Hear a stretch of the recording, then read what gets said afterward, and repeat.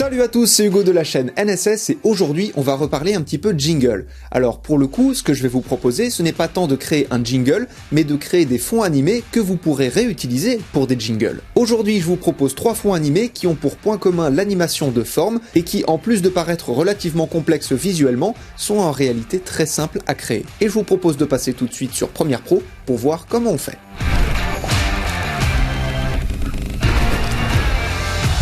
Pour notre premier fond, on va venir créer un texte. Pourquoi créer un texte? Tout simplement parce qu'on va déformer ce texte et c'est le texte lui-même qui va venir créer le contour que l'on a vu en introduction. Donc sélectionnez votre outil texte et dessinez une zone de texte dans votre image relativement grande puisque le texte va parcourir l'entièreté de l'image à l'horizontale. Dans le texte, vous allez mettre quelques i en majuscule, on va en mettre 3 pour commencer, et on va déjà venir modifier notre texte, donc vous le sélectionnez. Dans les options d'effet, vous développez les paramètres de texte en cliquant sur la petite flèche à côté du texte. Et là, on va venir modifier pas mal de choses. Déjà, on va changer la police d'écriture et on va passer de Taoma, qui en principe est la police d'écriture par défaut, à FatFrank. Ensuite, on va aligner le texte au centre horizontalement et verticalement. On va passer la taille de la police d'écriture de 100 à 490. En haut de votre écran, vous allez cliquer sur Fenêtre, sélectionner Objet graphique essentiel. Là, vous allez avoir un nouveau panneau à droite. Vous allez aller dans Modifier et vous allez sélectionner ces deux petits boutons-là qui va être aligné horizontalement et aligné verticalement. Et la différence entre ce que l'on a fait avant et ce qu'on vient de faire maintenant,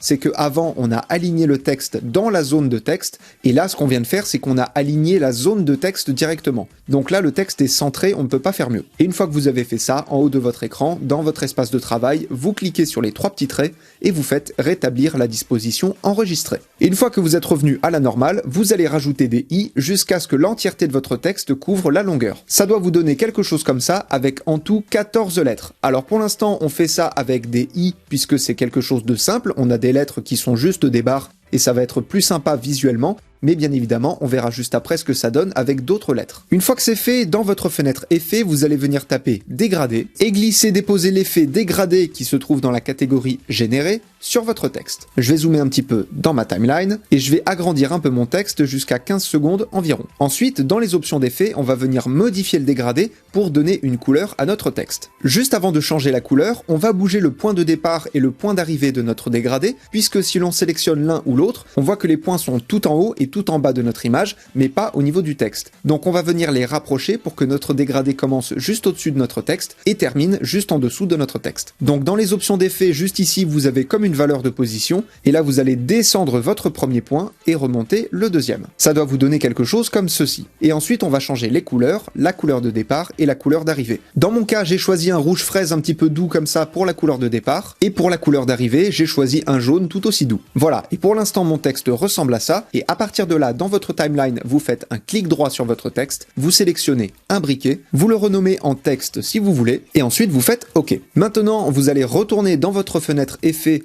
et taper Projection, et là vous avez Projection VR que vous glissez-déposez sur votre texte, et c'est vraiment cet effet-là qui va donner toute l'esthétique à notre fond. Il est assez technique, comme tous les effets VR de Premiere Pro d'ailleurs, mais ne vous inquiétez pas, je vais tout vous indiquer très simplement. Vous allez commencer par décocher les 2 cases Propriété Auto VR en entrée et en sortie, donc je décoche la première et la deuxième. Donc là, vous avez une disposition d'entrée et juste en dessous, une disposition de sortie. Dans la disposition d'entrée, vous allez passer le champ angulaire vertical de 180 à 60. Et dans la disposition de sortie, vous allez passer le champ angulaire horizontal de 360 à 180. Donc là, vos i sont devenus des genres de gros tirets. Ensuite, quasiment tout en bas, vous allez passer le panoramique de 0 à 90. Vous allez passer également le déroulement à la verticale de 0 à 90. Et là, du coup, on retrouve très rapidement la forme que l'on voulait. Et maintenant, on va venir créer l'animation de rotation. Vous allez placer votre tête de lecture au début de votre animation, activer le chronomètre de inclinaison, passer de 0 à moins 90, avancer un petit peu dans le temps, modifier la valeur et passer là de moins 90 à 90, et mettez la deuxième image clé au bout de votre image. Donc ça, c'est pour une durée de 15 secondes. Si vous voulez faire durer un peu plus votre animation, vous allez devoir dupliquer votre séquence imbriquée pour que ça fasse un loop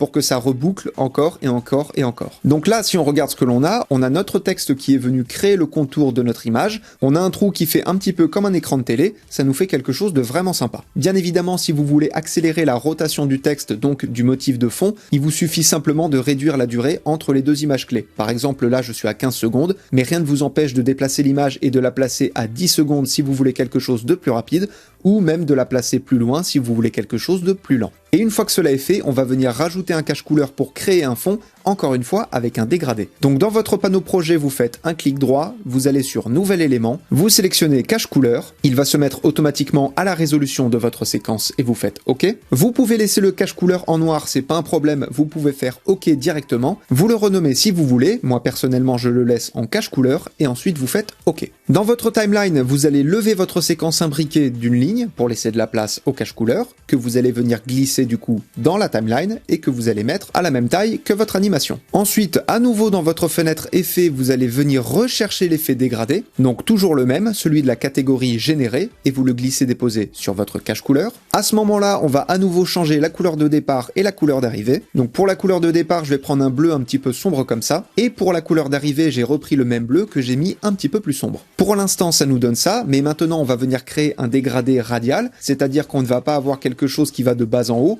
mais qui va plutôt partir du centre vers l'extérieur et former un dégradé en rond. Donc dans votre fenêtre effet, vous allez passer le type de dégradé de linéaire à radial, et comme tout à l'heure, on va venir déplacer le point de départ et le point d'arrivée. Les valeurs du point de départ, ce sera 960 et 540, donc on passe de 0 à 540 pour mettre notre couleur de départ au milieu, comme on le voit juste ici. Et pour notre point d'arrivée, on va passer de 960 à 0 et de 1080 à 540. Donc autrement dit, le point de départ est passé d'en haut à au milieu, et le point de départ est passé de en bas à gauche. Et à partir de là, vous avez votre fond, vous pouvez y incorporer ce que vous voulez, que ce soit du texte, une image, un logo, etc., etc. Et on va surtout voir maintenant qu'est-ce que ça donne si on change la lettre. Comme on l'a vu, à l'intérieur, on n'a que des i. Donc pour les retrouver, vous faites un double-clic sur votre séquence qui s'appelle texte. Vous faites un double-clic sur votre texte pour tout sélectionner. Alors parfois ça ne marche pas très bien, il faut refaire un double-clic. Et on va voir ce que ça donne. Alors petit tips comme ça, je vous conseille de mettre des lettres qui en bas du texte vont former une ligne plus ou moins droite. Pourquoi? Tout simplement puisque la partie du bas du texte, c'est ce qui va former le contour intérieur. Donc il nous faut quelque chose de plus ou moins fermé. Par exemple, si je remplace les i par des t, alors là, je ne peux pas en mettre plus que 6 puisque sinon ça sort du cadre. À ce moment-là, il y a deux solutions. Soit on agrandit le texte, soit on le rétrécit pour rajouter une lettre. Donc vous sélectionnez votre texte et vous l'augmentez un petit peu par exemple si vous voulez. Et là, comme vous le voyez, entre chaque barre de chaque T, il y a quand même pas mal d'espace. Et quand on retourne dans notre séquence principale, on voit que l'espace se fait quand même vachement ressentir dans notre effet. A l'inverse, si je sélectionne mon texte et que dans les options d'effet, je passe la rotation de 0 à 180, à ce moment-là, les barres du T vont être en bas.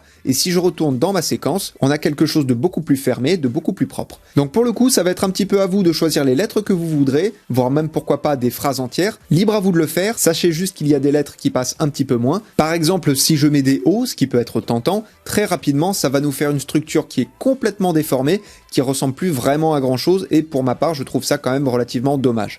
Mais encore une fois, c'est libre à vous de choisir ce que vous voulez faire. Notre deuxième fond va être le plus technique, c'est celui avec les spotlights et la fumée. Mais ne vous inquiétez pas, tout va être créé sur Premiere Pro et comme je vous l'ai dit, c'est pas compliqué. Dans votre timeline, vous allez remettre le cache-couleur que vous avez créé précédemment ou simplement vous en créer un nouveau. Je le dis maintenant et c'est important, l'animation qu'on va créer maintenant est une animation de 15 secondes. Dans votre fenêtre effet, vous allez venir chercher à nouveau l'effet dégradé que vous déplacez sur votre cache-couleur évidemment. Et là, on va rentrer des couleurs un petit peu sombres, un petit peu froide mais très intéressante. Pour la couleur de départ, donc en haut de notre écran, je vais partir sur un bleu un petit peu gris comme ça, et pour la couleur d'arrivée, j'ai repris la même couleur que j'ai un petit peu assombrie, ce qui nous fait du coup un bleu grisé mais qui est beaucoup plus sombre. Et du coup, ça doit vous donner quelque chose comme ça. Alors, vous vous dites peut-être que c'est encore beaucoup trop clair par rapport à ce que l'on va créer, ne vous inquiétez pas, il y a d'autres effets qui vont venir assombrir notre fond. Dans votre fenêtre effet, vous allez venir sélectionner l'un des deux effets principaux de ce fond, qui va être l'effet d'éclairage. Donc dans votre barre de recherche, vous allez taper avez éclair, et là dans réglages, vous avez effet d'éclairage que vous allez glisser-déposer sur votre fond. À ce moment-là, on voit tout de suite que notre fond s'est assombri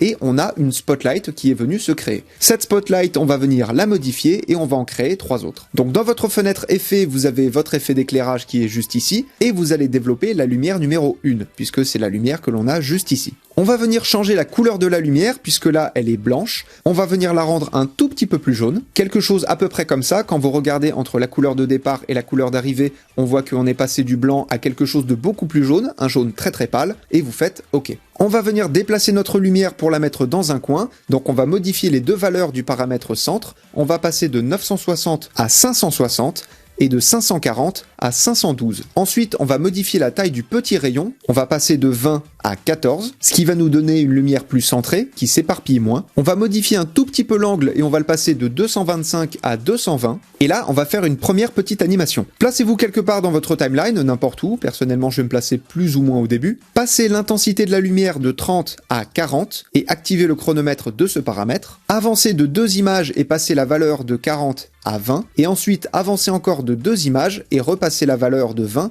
à 40. Et ça vous donne une petite animation comme ça.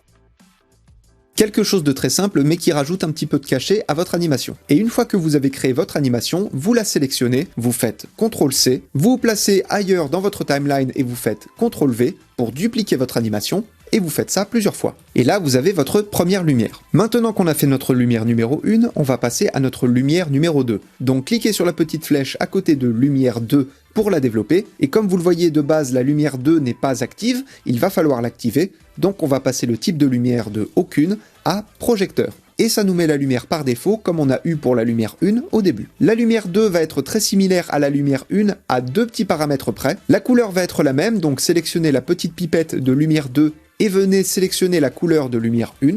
Comme ça, vous avez exactement la même couleur, un petit peu jaunie, un petit peu sympa. Pour ce qui est du centre, cette fois-ci, on va le passer de 960 à 1360, et on ne modifie pas la deuxième valeur. On va passer à nouveau le petit rayon de 20 à 14. Cette fois-ci, on va passer l'angle de 225 à moins 45. Donc là, on a mis la lumière de l'autre côté de la pièce, entre guillemets. Vous passez l'intensité de la lumière de 30 à 40. Et si vous voulez, vous pouvez venir recréer une petite animation comme on a fait pour la lumière numéro 1, mais sur la lumière numéro 2. Après, il ne faut pas en faire trop, et surtout si vous en faites, vous ne les faites pas en même temps. Donc vous vous placez à un endroit, vous activez le chronomètre de intensité de la lumière, vous avancez de 2 images, vous passez de 40 à 20, vous avancez encore de 2 images, vous passez de 20 à 40, vous sélectionnez votre animation, vous faites CTRL-C, et là vous vous placez un petit peu où vous voulez et vous faites CTRL-V, mais il ne faut pas que ce soit en même temps que l'animation de la première lumière. Voilà, moi je vais faire quelque chose comme ça me semble vraiment pas mal. Et enfin, on va venir créer une troisième et dernière lumière, donc on va développer la lumière 3. On va passer le type de lumière de aucune à projecteur, et là on va créer une lumière un petit peu différente de ce que l'on a fait jusqu'ici. Pour la couleur, cette fois-ci, on va toujours mettre quelque chose d'un petit peu plus jaune, mais là on va booster un petit peu le jaune, on va en rajouter un petit peu plus. Là, comme vous le voyez, par rapport au blanc, le jaune ressort quand même beaucoup plus. Et même là, si on compare la lumière qui est au centre avec les deux autres lumières, on voit que celle qui est au centre est quand même beaucoup plus jaune. Ensuite, vous allez passer le petit rayon de 20 à 15, vous passez l'angle de 225 à moins 90, et vous mettez l'intensité de la lumière de 30 à 40. Et cette fois-ci, on n'a pas besoin de créer d'animation, on laisse notre lumière telle qu'elle. Maintenant, on va venir rajouter l'effet qui va donner beaucoup plus de cachet à notre vidéo, c'est l'effet de fumée. Pour ça, c'est pas compliqué, on va créer un nouveau cache couleur, mais avec une résolution différente. Dans votre panneau projet, vous allez donc faire un clic droit, nouvel élément, cache couleur, et là, dans les réglages vidéo, vous allez passer la largeur de 1920 à 3840 et la hauteur de 1080 à 2160. Autrement dit, vous êtes passé d'un cache couleur en 1080p à un cache couleur en 4K, et vous faites OK. À ce moment-là, vous pouvez choisir la couleur si vous voulez, mais pareil, on n'a pas besoin de couleur spécifique, vous pouvez le laisser en noir et vous faites OK. Vous le renommez si vous voulez, moi je vais le mettre en cache couleur 4K et vous faites OK. Et là, vous allez le glisser-déposer au-dessus de votre vidéo qui contient les lumières. Alors vous allez me dire, OK, c'est très bien, mais on n'y voit plus rien. Oui, pour l'instant. Dans votre fenêtre effet, vous allez venir chercher un effet très intéressant qui s'appelle le bruit fractal. Vous tapez bruit dans votre fenêtre effet et dans vidéo immersive, vous avez le bruit fractal VR que vous allez glisser déposer sur votre image. Alors le bruit fractal, je vous l'avais très rapidement présenté dans la vidéo des 30 effets pour 2022 sur After Effects. Je vous mets un lien en haut de l'écran pour aller voir cette vidéo en l'occurrence. Et même si le bruit fractal est surtout et vraiment utilisé sur After Effects, il est présent sur Premiere Pro, donc ce serait dommage de ne pas l'utiliser. Et comme je vous l'ai dit, c'est un effet qui va créer des textures, donc on va s'en servir pour créer une texture de fumée. Juste avant d'aller plus loin, on va modifier quelques paramètres de la trajectoire de notre cache couleur. On va passer notamment la position de 540 à -800 et passer la rotation de 0 à 90. Autrement dit, il était à la verticale, là on l'a mis à l'horizontale. Et ensuite, dans notre bruit fractal, on va venir modifier quelques paramètres. Premièrement, on va décocher la case propriété auto VR. On va passer le champ angulaire de 180 à 150, ce qui va nous étirer un petit peu sur les côtés notre effet. Placez votre tête de lecture au début de votre timeline, activez le chronomètre de évolution, avancez un petit peu, et là on va venir faire 6 rotations à notre évolution, puisque si on augmente un petit peu sa valeur, on voit qu'on a des degrés, en l'occurrence 26, mais si je mets 360, on voit qu'il a fait une révolution. On a un 1 suivi d'un multiplicateur et des degrés. Les degrés vont nous servir à savoir où est-ce qu'on en est dans notre révolution actuelle, et le nombre avant le multiplicateur nous indique donc le nombre de révolutions déjà effectuées. Nous, en l'occurrence, on veut pas une révolution, on en veut 6, donc on va rentrer la valeur 2160, donc là on voit qu'on a fait 6 révolutions, et on prend notre image clé et on la met à la fin. Je l'ai dit et je le répète, ces informations sont pour une animation de 15 secondes. Placez à nouveau votre tête de lecture au début de votre timeline. Dans les options d'effets, on va venir développer l'effet transformation qui est juste ici en cliquant sur la petite flèche. On va avancer un petit peu dans le temps et on va passer la valeur de 0 à -90 et on va mettre l'image clé au bout de notre timeline. Et donc là, quand on regarde, on a notre animation qui monte. Jusque là, pas de problème. Actuellement, notre effet de fumée est créé, mais là, il cache complètement le reste de la scène. Donc dans vos options d'effet, vous allez aller au niveau de l'effet opacité et vous allez passer sa valeur de 100 à 1,5. Et là du coup vous avez votre effet qui est créé, on a la fumée, on a nos 3 lumières dont 2 qui bug un petit peu, et vous avez votre deuxième fond sur lequel vous pouvez incorporer du texte, un logo, etc. etc.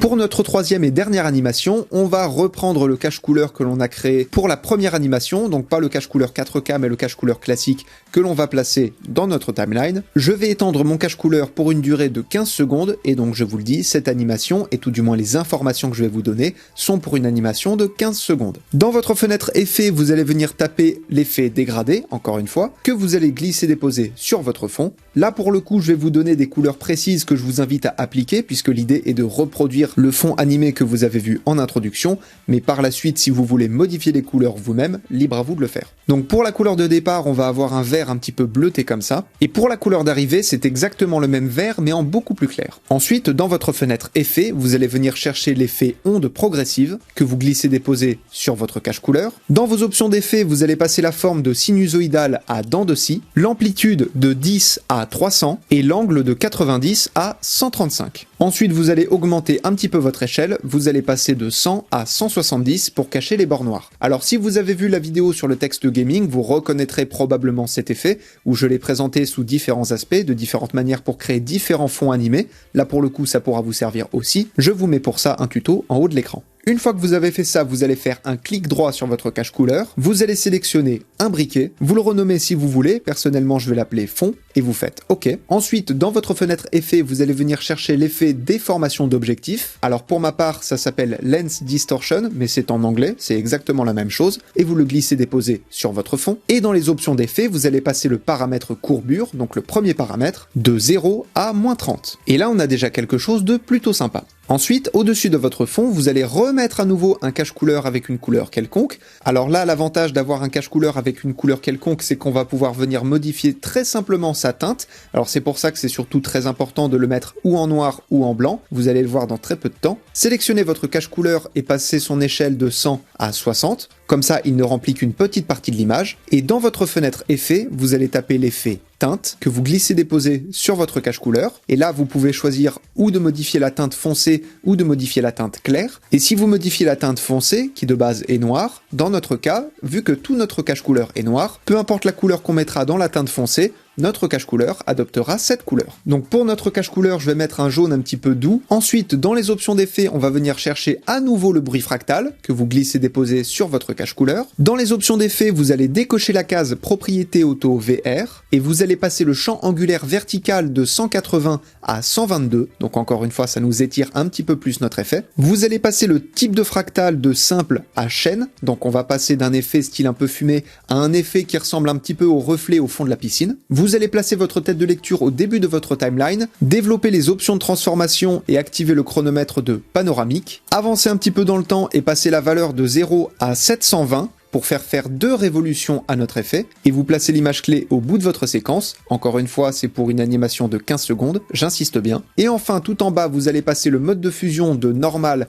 à écran. Autrement dit, le mode de fusion va supprimer ou les teintes foncées ou les teintes claires, et là en l'occurrence il nous a gardé que les teintes claires sur notre fond jaune. Ce qui fait qu'on a notre fond jaune qui évolue comme ceci. Alors je n'ai pas fait évoluer le motif pour des raisons très simples, c'est parce qu'on va venir recouvrir notre cache couleur, et donc on ne verra qu'une toute petite partie du motif, et donc c'est pas important. Ensuite, au-dessus de votre cache couleur qui contient le bruit fractal, vous allez remettre un autre cache couleur avec une couleur quelconque, donc en l'occurrence un cache couleur noir. On va venir le réduire pour faire en sorte que notre cache couleur jaune fasse comme une bande autour de notre nouveau cache couleur. Alors pour ça, on va devoir décocher l'échelle uniforme dans nos options d'effet pour modifier indépendamment la hauteur et la largeur de notre cache couleur. Pour ce qui est de la hauteur, on va passer de 100 à 55, et pour ce qui est de la largeur, alors on va pas passer à 55 puisque sinon, comme vous le voyez, on va avoir des bords sur les côtés qui vont être beaucoup plus épais. Or on veut des bords de même taille, que ce soit sur le dessus et le dessous ou sur les côtés. Donc on va passer la largeur d'échelle non pas à 55 mais à 57. Alors bien évidemment, ces valeurs là vont changer selon la taille de votre cache couleur, donc ce sera aussi un petit peu à vous, dans votre cas,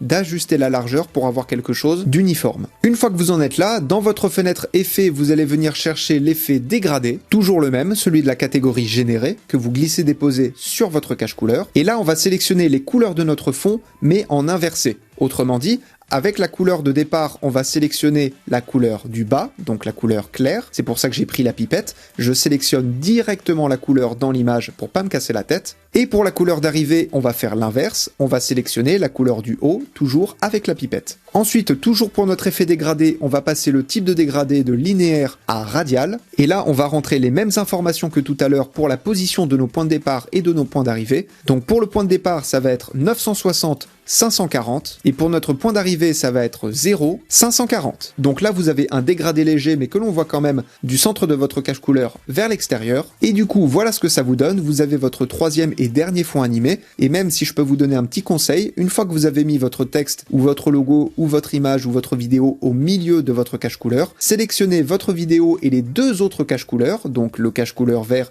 et le cache couleur jaune. Vous imbriquez tout ça dans une nouvelle séquence et vous faites une petite animation de zoom pour créer un peu plus de mouvement si vous voulez, mais déjà avec tout ça, vous avez de quoi vous amuser. Comme je vous l'ai dit au début, ils paraissent un petit peu compliqués, mais en réalité, ils sont hyper simples à créer. Alors évidemment, ça demande un peu de connaissances, de compétences, voire même d'expérience, mais c'est accessible à tous. Et comme je vous l'ai dit, c'est simplement des fonds animés pour vos jingles, donc libre à vous ensuite de mettre une animation de logo, une animation de texte ou ce que vous voulez d'autre. Et en attendant de vous retrouver pour d'autres animations, apprenez, utilisez et progressez dans vos montages. La plateforme pour me soutenir ainsi que mes 2 comptes Instagram et le serveur Discord sont dans la description de la vidéo. Je vous fais des bisous et à plus.